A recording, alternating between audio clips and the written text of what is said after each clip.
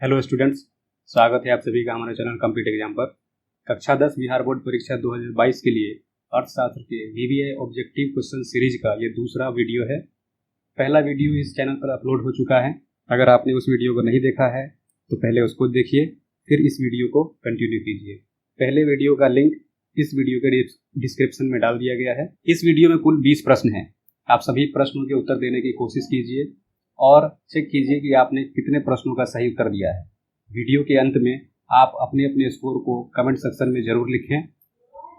तो चलिए आज के प्रश्नों को सॉल्व करते हैं। पहला प्रश्न है, सूचना का अधिकार संबंधी कानून कब पारित हुआ था? ऑप्शंस हैं ए 2004 में, बी 2005 में, सी 2006 में, डी 2007 में। इसका सही जवाब है बी 2005। 2005 में सूचना का अधिकार संबंधी कानून पारित किया गया था। दूसरा प्रश्न है, भारत में राष्ट्रीय आय की गणना कौन करता है? ए केंद्रीय सांख्यिकी संगठन, B Reserve Bank of India, C वित्त विभाग या डी राष्ट्रीय विकास परिषद। इस प्रश्न का सही जवाब है ए केंद्रीय सांख्यिकी संगठन, जिसे इंग्लिश में सीएसओ कहते हैं। यही राष्ट्रीय आय की गणना करता है। तीसरा प्रश्न है, निम्न में कौन पिछड़ा है? ए पंजाब, बी हरियाणा, सी महाराष्ट्र या डी बिहार। तो दिए गए ऑप्शन में पिछड़ा राज्य बिहार है। अगला प्रश्न है, आर्थिक क्रियाओं का क्या उद्देश्य है? ए मनोरंजन, बी समाज सेवा, सी परोपकार, डी जीविकोपार्जन। तो देखिए, आर्थिक क्रियाओं का उद्देश्य जीविकोपार्जन होता है, यानी अपनी रोजी रोटी के लिए पैसे कमाना ही आर्थिक क्रियाओं का उद्देश्य होता है। पांचवा प्रश्न है, भारत की राष्ट्रीय आय का सर्वप्रथम अनुमान किसने लगाया? ऑप्शंस है ए महात्मा गांधी, बी जवाहरलाल नेहरू, सी सरदार पटेल या डी दादा भाई नौरोजी। तो भारत की राष्ट्रीय आय का सर्वप्रथम अनुमान दादा भाई नौरोजी ने लगाया था, क्योंकि ये उस समय वित्त मंत्री थे। छठा प्रश्न है, दीर्घकालीन ऋण प्रदान करने वाली संस्था कौन सी है? ए कृषक महाजन, बी भूमि विकास बैंक, सी प्राथमिक कृषि साख समिति या डी इनमें से सभी। इस प्रश्न का सही जवाब है बी भूमि विकास बैंक। सातवां प्रश्न है, उपभोक्ता अधिकार दिवस कब मनाया जाता है? ऑप्शंस हैं ए 17 मार्च, बी 15 मार्च, सी 19 अप्रैल या डी 22 अप्रैल। इस प्रश्न का सही जवाब है बी 15 मार्च को उपभोक्ता अधिकार दिवस मनाया जाता है, उपभोक्ता को अपने अधिकारों के प्रति जागरूक करने के लिए। अगला प्रश्न है, बिहार में कितना प्रतिशत क्षेत्र में कृषि की जाती है? ऑप्शन है ए 50, बी 60, सी 80 या डी 36.5। इसका सही आंसर है बी 60% भूमि पर खेती की जाती है। नौवां प्रश्न है, निम्नांकित में से कौन संचार सेवाओं का अंग है?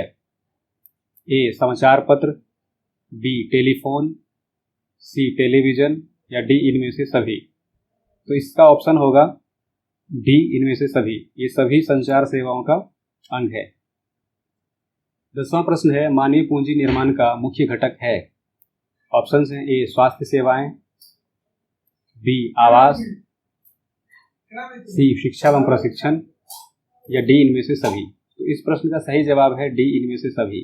मानव पूंजी निर्माण के लिए हमें मनुष्यों को कुछ जरूरी सेवाएं हैं जो उसको प्रदान करना बहुत जरूरी है, जैसे रोटी कपड़ा आवास, स्वास्थ्य, शिक्षा एवं प्रशिक्षण। इन सब के बगैर हम मानव पूंजी का निर्माण नहीं कर सकते, इसलिए डी इसका सही आंसर है।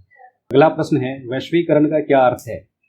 ए आयात पर नियंत्रण, निर्यात पर नियंत्रण, विश्व अर्थव्यवस्था से समन्वय, डी इनमें से कोई नहीं। तो जब हम वैश्वीकरण की बात करते हैं, इसका मतलब होता है कि एक देश का देश के बाहरी अर्थव्यवस्थाओं के साथ संपर्क, उसका आदान प्रदान। तो इसका सी आंसर सही हो जाएगा, विश्व अर्थव्यवस्था से समन्वय बनाना। अगला प्रश्न है, अर्थव्यवस्था के किस क्षेत्र से हरित क्रांति संबंधित है? ए प्राथमिक क्षेत्र, बी द्वितीय क्षेत्र, सी तृतीय क्षेत्र, डी इनमें से कोई नहीं। तो देखिए, जो हरित क्रांति है ये कृषि से संबंधित है और कृषि क्षेत्र प्राथमिक क्षेत्र के अंतर्गत आता है। कृषि क्षेत्र को हम प्राथमिक क्षेत्र भी कहते हैं, इसलिए ए इसका सही जवाब हो जाएगा। 13वां प्रश्न है, निम्नलिखित में से कौन सा संस्थान भारत में मुद्रा जारी करने के लिए अधिकृत है? A Reserve Bank of India, B State Bank of India, C संसद या डी राष्ट्रपति। रिजर्व बैंक ऑफ इंडिया भारत में मुद्रा जारी करने के लिए अधिकृत संस्थान है। ए इस प्रश्न का सही जवाब है। 14वां प्रश्न है, बिहार राज्य है ए उद्योग प्रधान, बी पशुपालन प्रधान, सी खनिज प्रधान या डी कृषि प्रधान। तो देखिए बिहार राज्य यहाँ पर सबसे ज़्यादा जो लोग निर्भर हैं वो कृषि पर निर्भर है। यहाँ की अधिकतर आबादी कृषि कार्यों में लगी हुई है। तो इस हिसाब से देखा जाए तो बिहार कृषि प्रधान राज्य है। डी इसका सही आंसर होगा। 15वां प्रश्न है, निम्नांकित में से कौन हमारे रहन सहन के स्तर को प्रभावित करता है? ए राजकीय आय, बी राष्ट्रीय आय, सी प्रति व्यक्ति आय, इनमें से कोई नहीं। तो हमारे रहन सहन को प्रभावित करने के लिए जो हमारी प्रति व्यक्ति आय है ये जिम्मेदार होती है।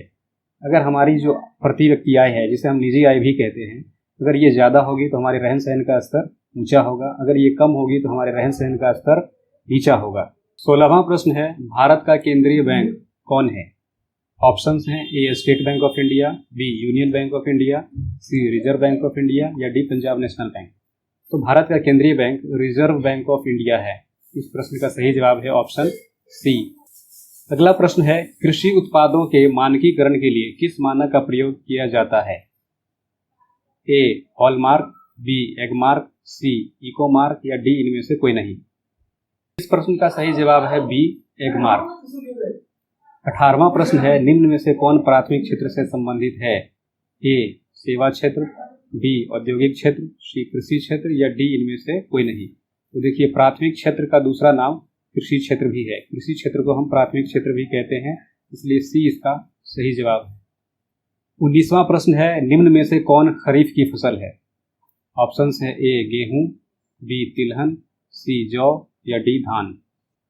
खरीफ की फसल उन फसलों को कहते हैं जिन्हें जून जुलाई महीने के आसपास बोया जाता है। तो इस हिसाब से दिए गए ऑप्शन में जो डी आंसर है, जो धान है, ये खरीफ फसल के अंतर्गत आता है। हमारे इस वीडियो का आज का अंतिम प्रश्न है, रिजर्व बैंक ऑफ इंडिया की स्थापना कब हुई? ऑप्शंस हैं ए 1930, बी 1935, सी 1942 या डी 1945।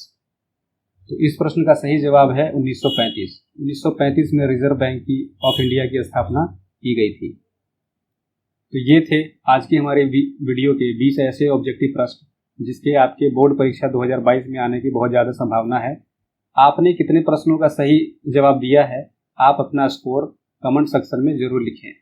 वीडियो अच्छी लगे तो आप इसको लाइक कीजिए, साथ ही अपने दोस्तों के साथ इसको शेयर कीजिए जो आपके साथ तैयारी में लगे हुए हैं। अगर आप कुछ पूछना चाहते हैं या आपका कोई सवाल है तो आप कमेंट सेक्शन में पूछ सकते हैं। वीडियो देखने के लिए आपका बहुत बहुत धन्यवाद।